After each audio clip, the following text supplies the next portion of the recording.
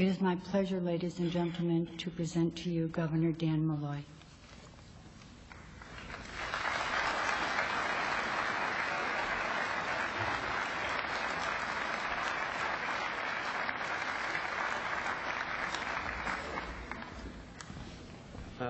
Pat, thank you for all of the great work that you have done for this community in the last 3 days. To the police chief and to the superintendent of schools, thank you for your great service as well. To all of the first responders, thank you.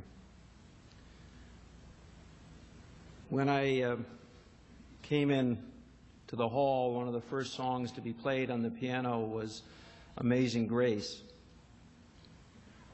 which is fitting for any number of reasons. It's become an anthem for first responders.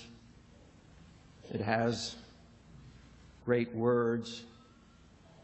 It also speaks of the power of faith.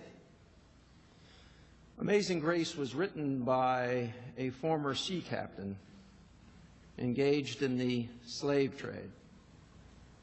And those profound words that I once was lost and now am found speak to us on a day like today, when we are called upon, dare I say, required to be invested in our faith, a faith so evident in this room and in this community at this time.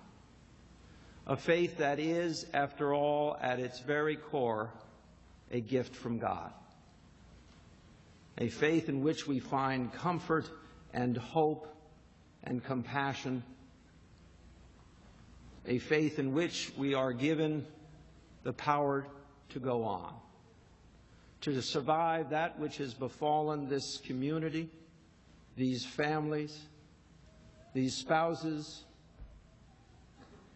that which has happened and is unimaginable and unthinkable and was never, we thought, intended to be visited upon us here in Connecticut or in Newtown or in Sandy Hook. I choose to think about the fact that in the coming days we will officially enter winter. And that is always to be followed by the spring. Let me assure you that in winter, each time I see the beginning of a snowfall, I will be thinking of those 27 souls lost just a few days ago. Each time the day gets a little longer, I will think and dream of the lives that might have been and the lives that were so full of grace. And when the flowers start to come out of the ground, and when they rise up, I will know that we are in touch with those that we have lost in the last few days. We will go on. We will find strength.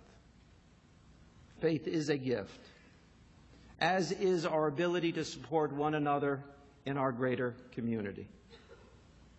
To all of you, I extend my most profound condolences on behalf of all of your fellow citizens for what you have seen, what you have witnessed, and what you have personally experienced.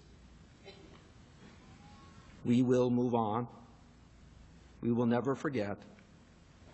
We will in many ways be made stronger for what has transpired. And we will get better. We are blessed today to have with us the President of the United States, who, upon meeting with Pat and I just a little while ago, said that the most difficult day of his presidency was Friday, when he heard the news of that which had befallen this community. I assured him that Connecticut, Newtown, and Sandy Hook are strong, and I welcomed him on your behalf to our community. I now introduce the President of the United States.